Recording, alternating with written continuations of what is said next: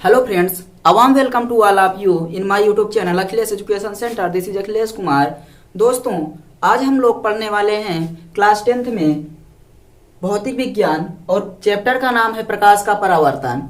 यानी कि आज हम लोग पढ़ेंगे रिफ्लेक्शन ऑफ लाइट, प्रकाश का परावर्तन किस प्रकार से होता है और प्रकाश के परावर्तन के लिए क्या क्या जरूरी चीजें होती हैं, इन सब के बारे में चर्चा करेंगे। आज से ये टॉपिक एक बार फिर से स्टार्ट हो रहा है आप सभी के लिए, और एक बार ये आप सबको पढ़ाया जा चुका है लाइव क्लास के माध्यम से। तो आप सब लोग जुड़िए इसमें और बताइए कि क्या आप सबको ये समझ में आता है या नहीं। चलिए बिना देरी किए हुए हम लोग अपने सेशन की शुरुआत करते हैं। और हम लोगों को पढ़ना है प्रकाश का परावर्तन। तो हमें सबसे पहले जानना होगा प्रकाश क्या है, यानी कि लाइट क्या होता है। तो हम सब लोग इस पर चर्चा करेंगे लाइट क्या होता है। क्योंकि ये क्लास 10th लेवल है, इसलिए हम लोग यह जानते हैं कि प्रकाश एक प्रकार की ऊर्जा है जो हमारे दृष्टि ज्ञान को जागृत करती है। मीन्स यहाँ पर हम लोगों को क्लास 10th के अकॉर्डिंग पढ़ना है 10वीं के लेवल का। तो हम लोग इसमें पढ़ेंगे कि प्रकाश क्या है। एक प्रकार की ऊर्जा है जो हमारे दृष्टि ज्ञान को जागृत करता है। अर्थात प्रकाश एक ऐसा माध्यम है जो हमें किसी वस्तु को देखने में सहायता प्रदान करता है। कोई भी वस्तु है हम लोग अंधेरे में नहीं देख पाते, क्योंकि अंधेरा है तो वहां पर प्रकाश नहीं होता, इसलिए हमें वो वस्तु नहीं दिखाई देती है। जब हम लोग वहां पर टार्च मारते हैं टार्च के माध्यम से, तो वो वस्तुएं हमें दिखाई देने लगती हैं। अर्थात प्रकाश क्या है, प्रकाश एक प्रकार का माध्यम है। प्रकाश एक ऐसा माध्यम है, एक ऐसा माध्यम है जिसकी सहायता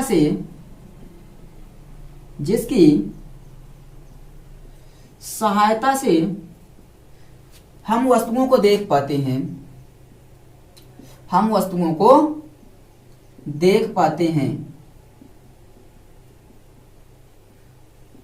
अर्थात प्रकाश एक प्रकार की ऊर्जा है जो हमारे दृष्टि ज्ञान को जागृत करती है। अथवा प्रकाश एक प्रकार की ऊर्जा है, प्रकाश एक प्रकार की ऊर्जा है जो हमारे दृष्टि ज्ञान को, जो हमारे दृष्टि ज्ञान को जागृत करती है, जागृत करता है। प्रकाश क्या है, एक प्रकार की ऊर्जा है जो हमारे दृष्टि ज्ञान को जागृत करता है। अर्थात प्रकाश एक ऐसा माध्यम है जिसकी सहायता से हम वस्तुओं को देख पाते हैं। तो आई थिंक ये आप सबको क्लियर हुआ होगा। अब हम लोग जान लेते हैं प्रदीप्त वस्तुएं और अप्रदीप्त वस्तुएं क्या होती हैं। अकॉर्डिंग टू क्लास 10th हमें ये जानना है कि प्रदीप्त वस्तुएं यानी लुमिनियस थिंग्स क्या होती हैं। तो प्रदीप्त वस्तुएं ऐसी वस्तुएं होती हैं जिनमें स्वयं का प्रकाश होता है, अर्थात ये अपने आप प्रकाशित होती हैं। जैसे हम लोग यदि मान लें सूर्य जो है वो एक प्रकार का प्रदीप्त बोला जाएगा। मतलब प्रदीप्त वस्तुएं ऐसी वस्तुएं होती हैं जिनमें स्वयं का प्रकाश होता है। वे वस्तुएं जो प्रकाश का उत्सर्जन स्वयं करती हैं, वे वस्तुएं जो प्रकाश का उत्सर्जन, प्रकाश का उत्सर्जन स्वयं करती हैं, स्वयं करती हैं, इन्हें हम लोग प्रदीप्त वस्तुएं बोलते हैं। जैसे हो गया सूर्य, मोमबत्ती आदि।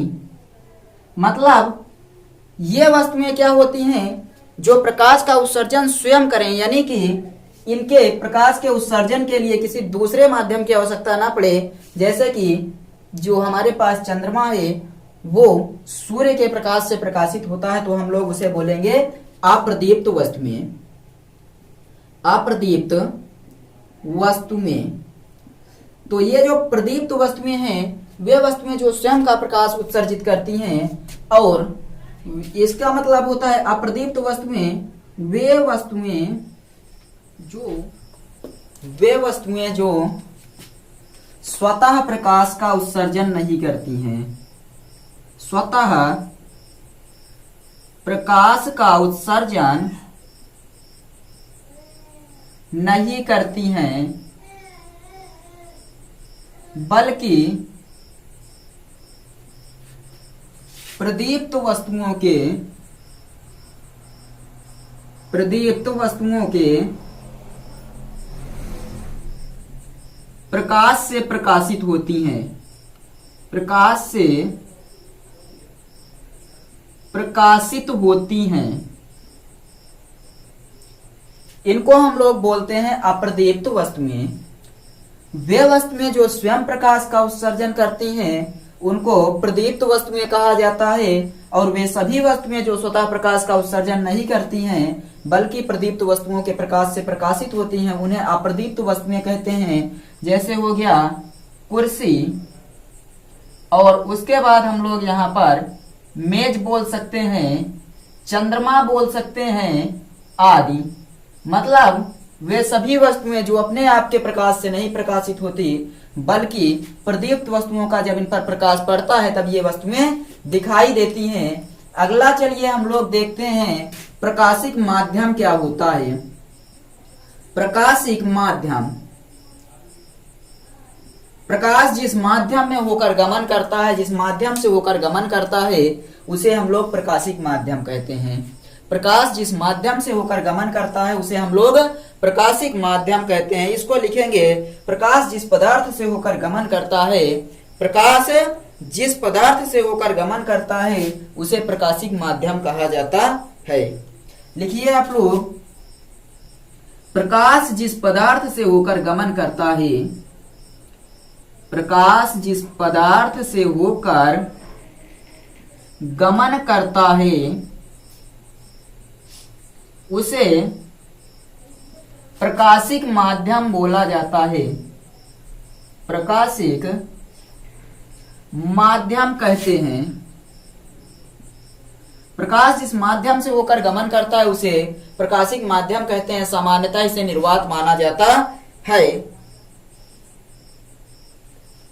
मतलब जहां हम लोग निर्वात कहते हैं भी एक प्रकाशिक माध्यम है, निर्वात भी एक प्रकाशिक माध्यम है।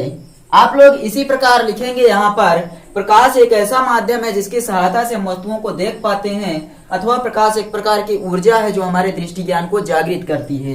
वे वस्तुएं जो स्वतः प्रकाश का उत्सर्जन करती हैं प्रकाशिक वस्तुएं यानी कि प्रदीप्त वस्तुएं बोला जाता है, और वे वस्तुएं जो स्वतः प्रकाश का उत्सर्जन नहीं करती हैं बल्कि प्रदीप्त वस्तुओं के प्रकाश से प्रकाशित होती हैं उन्हें हम अप्रदीप्त वस्तुएं कहते हैं। प्रकाशिक माध्यम पदार्थ यानी प्रकाश जिस पदार्थ से होकर गमन करता है उसे प्रकाशिक माध्यम कहते हैं, यानी कि जिस माध्यम से होकर गमन करता है उसे प्रकाशिक माध्यम कहा जाता है।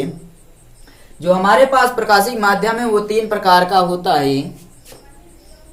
मतलब ये ध्यान दीजिए, सबसे पहले निर्वात भी एक प्रकाशिक माध्यम है, निर्वात भी एक प्रकाशिक माध्यम है। तो आई थिंक आप लोगों को नीचे दिख रहा होगा, गमन क्षमता के आधार पर इसे 3 भागों में बांटा गया है। प्रकाशिक माध्यम को हम लोग गमन क्षमता के आधार पर 3 भागों में बांटते हैं, जिसमें से पहले का नाम है पारदर्शक।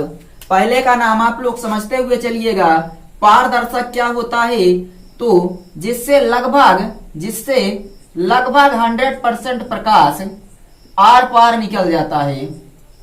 एक पार से दूसरे पार 100% प्रकाश एक पार से दूसरे पार निकल जाता है। ध्यान दीजिएगा, दूसरे पार निकल जाता है, इसे बोला जाता है पारदर्शक माध्यम। पारभाषक एक होता है पारभाषक। आप लोग इसका एग्जाम्पल देख लीजिए, जैसे बिना कलई किया हुआ कांच। पारदर्शक कांच जो होता है, दर्पण जो होता है उस पर हम लोग कलई ना करें तो उसे कांच बोलते हैं, सिंपल कांच, और उससे लगभग 100% प्रकाश आर पार निकल जाता है। और पारदर्शक पारभाषक माध्यम क्या होता है, तो जिससे 100% प्रकाश ना निकल पाए बल्कि कुछ प्रकाश निकल जाता है और कुछ प्रकाश नहीं निकल पाता है। केवल आंशिक भाग, प्रकाश का केवल आंशिक भाग, आंशिक भाग मतलब बहुत थोड़ा सा भाग, प्रकाश का केवल आंशिक भाग। पारभाषक प्रकाश का केवल आंशिक भाग, जैसे हम लोग क्या करें, कांच को खुरदरा कर दें, कांच को खुरदरा करने पर और गंदा जल लेने पर, गंदा जल, यहां पर साफ जल हो जाएगा और यहां पर क्या हो जाएगा, गंदा जल आदि पारभाषक के उदाहरण हैं। और तीसरा आ जाता है अपना अपारदर्शक। अपारदर्शक 3 प्रकार के होते हैं। सबसे पहला जिसे हम लोग कहते हैं पारदर्शक, 100% लगभग प्रकाश आर पार निकल जाता है, पारभाषक में आंशिक रूप से निकल पाता है। और अपारदर्शक में क्या होता है, प्रकाश आर पार नहीं जा पाता, प्रकाश आर पार नहीं जा पाता या दूसरे पार नहीं जा पाता है, दूसरे पार नहीं जा पाता है। तो हम लोग इसे क्या बोल देते हैं, अपारदर्शक। ये 3 चीजें होती हैं। और अब हम लोग क्या पढ़ेंगे यहाँ पर, तो आप लोग इतना पहले नोट कर लीजिए एक बार कि प्रकाश एक ऐसा माध्यम है जिसकी सहायता से हम लोग वस्तुओं को देख सकते हैं। दूसरा हो गया, या फिर प्रकाश एक प्रकार की ऊर्जा है जो हमारे दृष्टि ज्ञान को जागृत करती है। प्रदीप्त वस्तुएं वे वस्तुएं होती हैं जो स्वतः प्रकाश का उत्सर्जन करती हैं। अप्रदीप्त वस्तुएं वे वस्तुएं होती हैं जो स्वतः प्रकाश का उत्सर्जन नहीं करती, बल्कि प्रदीप्त वस्तुओं के प्रकाश से प्रकाशमान होती हैं। प्रकाशिक माध्यम क्या होता है, तो प्रकाश जिस पदार्थ से होकर गमन करता है उस माध्यम को हम लोग प्रकाशिक माध्यम कहते हैं। निर्वात भी एक प्रकाशिक माध्यम का उदाहरण है। अब हम लोगों ने पढ़ा माध्यम के आधार पर इसको गमन क्षमता के आधार पर 3 भागों में बांटते हैं। पारदर्शक, जिससे प्रकाश का लगभग 100% भाग आर पार निकल जाता है, पारभाषक में आंशिक रूप से प्रकाश आर पार जा पाता है, और जो अपारदर्शक होता है उससे प्रकाश आर पार नहीं जा पाता। इसका एग्जाम्पल यदि हम लोग लिखना चाहें तो हो जाएगा लकड़ी, लकड़ी हो जाएगा पारभाषक यानी कि अपारदर्शक का उदाहरण। तो आप लोग इसको जल्दी से नोट कर लीजिए या फिर स्क्रीनशॉट ले लीजिए। तो हम लोग आगे चलते हैं और देखते हैं कि किरण क्या होती है, प्रकाश पुंज क्या होता है, इन सब पर चर्चा होगी। एक बार स्क्रीनशॉट ले लीजिए जल्दी से। तो देखते हैं प्रकाश की किरण क्या होती है। तो उससे पहले आप लोगों को जान लेना चाहिए कि जो प्रकाश होता है वो सरल रेखा में गति करता है। पहला पॉइंट आप लोग लिखेंगे नोट में, प्रकाश हमेशा सरल रेखा में गति करता है, हमेशा सरल रेखा में गति करता है, गति करता है। और प्रकाश के सरल रेखीय मार्ग को हम लोग किरण कहते हैं। प्रकाश के सरल रेखीय मार्ग को,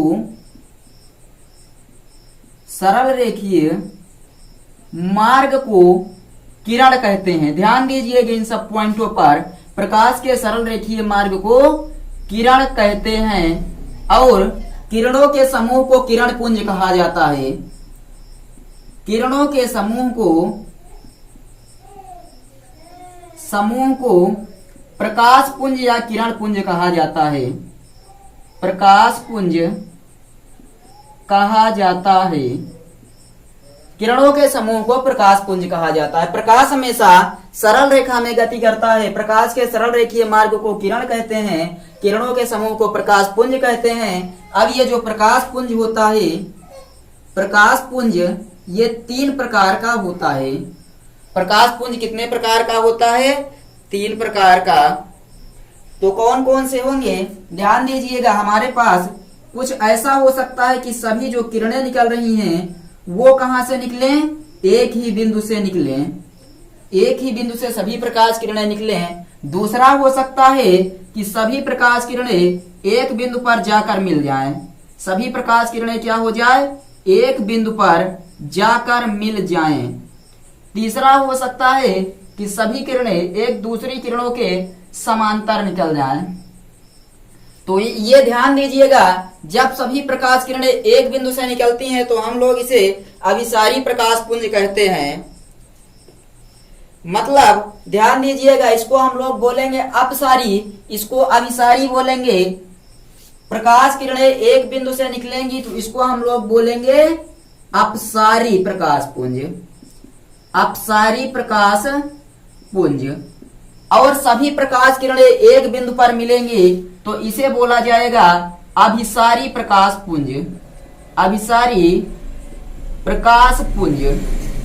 और इसको बोला जाता है जब सभी किरणें समांतर हों तो इसे हम लोग बोलते हैं समांतर प्रकाश पुंज। समांतर प्रकाश पुंज ये 3 प्रकार के होते हैं। किरणों के समूह को प्रकाश पुंज कहते हैं। यदि सभी किरणें एक बिंदु से होकर जा रही हों, एक बिंदु से निकल रही हों तो उसे अपसारी प्रकाश पुंज कहते हैं। प्रकाश किरणें एक बिंदु से निकल रही हों यानी एक बिंदु से आती हुई प्रतीत हो रही हों तो उसे हम लोग क्या बोलते हैं? अपसारी प्रकाश पुंज। एक ही बिंदु पर मिल रही हो तो उसे हम लोग बोलते हैं अभिसारी प्रकाश पुंज। और सभी किरणें समांतर हो तो इसे हम लोग बोलते हैं समांतर प्रकाश पुंज कहते हैं। ये 3 प्रकार के प्रकाश पुंज होते हैं। तो आप लोग कहां कहां पर ध्यान देंगे? प्रकाश सरल रेखा में गति करता है। प्रकाश के सरल रेखीय मार्ग को किरण कहते हैं। और जब हम लोग किरणों के समूह की बात करते हैं तो उसे प्रकाश पुंज कहते हैं। प्रकाश पुंज 3 प्रकार का होता है, अपसारी प्रकाश पुंज, अभिसारी प्रकाश पुंज और समांतर प्रकाश पुंज। जल्दी से इसको आप लोग इसका स्क्रीनशॉट ले लेंगे और हम अब चर्चा करेंगे प्रकाश के लक्षण। प्रकाश के लक्षण पर चर्चा करेंगे, तब तक आप लोग इसका स्क्रीनशॉट ले लीजिए जल्दी से। कैरेक्टरिस्टिक ऑफ लाइट, प्रकाश के लक्षण पर चर्चा होगी। स्क्रीनशॉट आप लोग ले लिए होंगे तो चलिए हम लोग अब चर्चा कर लेते हैं यहाँ पर प्रकाश के लक्षण। सभी बिंदुओं पर ध्यान देंगे, जितने भी बिंदु बताए जाए आप लोग ध्यान देंगे। तो सबसे पहला जो अपना पॉइंट है उसको हम लोग यहाँ पर देखेंगे कि प्रकाश जो है वो विद्युत चुंबकीय तरंगों के रूप में चलता है। पहला आप लोग क्या लिखेंगे? प्रकाश विद्युत चुंबकीय तरंगों के रूप में चलता है। विद्युत चुंबकीय तरंगों के रूप में चलता है। तरंगों के रूप में चलता है। प्रकाश विद्युत चुंबकीय तरंगों के रूप में चलता है। दूसरा पॉइंट आप लोग लिखेंगे निर्वात में प्रकाश की चाल। निर्वात में प्रकाश की चाल 3 × 10⁸ मीटर प्रति सेकेंड होती है। ये 2 पॉइंट आप लोग ध्यान देंगे कि जो प्रकाश है वो विद्युत चुंबकीय तरंगों के रूप में चलता है और निर्वात में प्रकाश की चाल 3 × 10⁸ मीटर प्रति सेकेंड होती है। प्रकाश हमेशा सरल रेखा में गति करता है। प्रकाश हमेशा सरल रेखा में गति करता है। सरल रेखा में गति करता है। प्रकाश हमेशा सरल रेखा में गति करता है। और जब हम लोग यहाँ चौथे पॉइंट की चर्चा करते हैं तो इसमें लिखेंगे ठोस तथा द्रव माध्यमों से। जब हम लोग ठोस पदार्थ की बात करते हैं तथा द्रव माध्यम की बात करते हैं के तलों से प्रकाश का परावर्तन होता है। कहां से? तो हमारे पास जो होगा ठोस तथा द्रव माध्यमों से। ठोस तथा द्रव माध्यमों से प्रकाश का परावर्तन होता है। प्रकाश का परावर्तन होता है। ठोस तथा द्रव माध्यमों से प्रकाश का परावर्तन होता है। दृश्य प्रकाश का तरंगदैर्घ्य लिख लीजिए। यहाँ पर जो दृश्य प्रकाश का तरंगदैर्घ्य होता है, दृश्य प्रकाश का तरंगदैर्घ्य 3900 एंगस्ट्रॉन से 7800 एंगस्ट्रॉन के बीच होता है। के बीच होता है। ये हो गया। और अगला पॉइंट जब आप लोग लिखेंगे तो अगले में हमें लिखना है प्रकाश तरंगों के लाक्षणिक गुण। प्रकाश तरंगों के लाक्षणिक गुण। तरंगों के लाक्षणिक गुण जैसे व्यतिकरण, विवर्तन और ध्रुवण प्रदर्शित करता है। ध्रुवण प्रदर्शित करता है। व्यतिकरण, विवर्तन और ध्रुवण जैसे तरंगों के लाक्षणिक गुण भी प्रकाश प्रदर्शित करता है। और अगला पॉइंट और आखिरी पॉइंट आप लोग लिखेंगे, यदि प्रकाश एक पारदर्शक माध्यम से, यदि प्रकाश एक पारदर्शक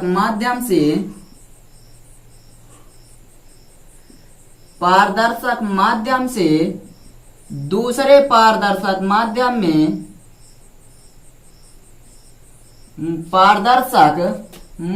में जाता है तो प्रकाश का अपवर्तन हो जाता है। प्रकाश का अपवर्तन हो जाता है। यह है प्रकाश के लक्षण। क्या क्या? प्रकाश वैद्युत चुंबकीय तरंगों के रूप में चलता है और निर्वात में प्रकाश की चाल 3 × 10⁸ मीटर प्रति सेकंड होती है। प्रकाश हमेशा सरल रेखा में गति करता है। ठोस तथा द्रव माध्यमों से प्रकाश का परावर्तन होता है। दृश्य प्रकाश का तरंग दैर्ध्य 3900 एंगस्ट्रॉन से 7800 एंगस्ट्रॉन के बीच होता है। प्रकाश तरंगों के लाक्षणिक गुण जैसे व्यतिकरण, विवर्तन और ध्रुवण प्रदर्शित करता है। यदि प्रकाश एक पारदर्शक माध्यम से दूसरे पारदर्शक माध्यम में जाता है तो प्रकाश का अपवर्तन हो जाता है। यह है प्रकाश के लक्षण, जिसको हमने क्या किया, यहाँ पर कंप्लीट किया। अब हम लोग जो अगला पार्ट आएगा उसमें ठीक स्टार्टिंग से ही चर्चा होगी प्रकाश का परावर्तन क्या होता है। तो आई थिंक आप सबको ये अच्छे से समझ में आया होगा। यदि आप लोगों को समझ में आ रहा है तो आप लोग चैनल को सब्सक्राइब कर लीजिए तथा बेल आइकन को भी प्रेस कर दीजिए ताकि आने वाले हर वीडियो की नोटिफिकेशन आपको मिल जाए। चलिए हम लोग मिलेंगे अगले वीडियो में और चर्चा करेंगे इसके आगे, यानी प्रकाश का परावर्तन। तब तक आप लोग इसको अच्छे से तैयार करते रहिए। चलिए मिलेंगे अगले वीडियो में, तब तक के लिए बाय।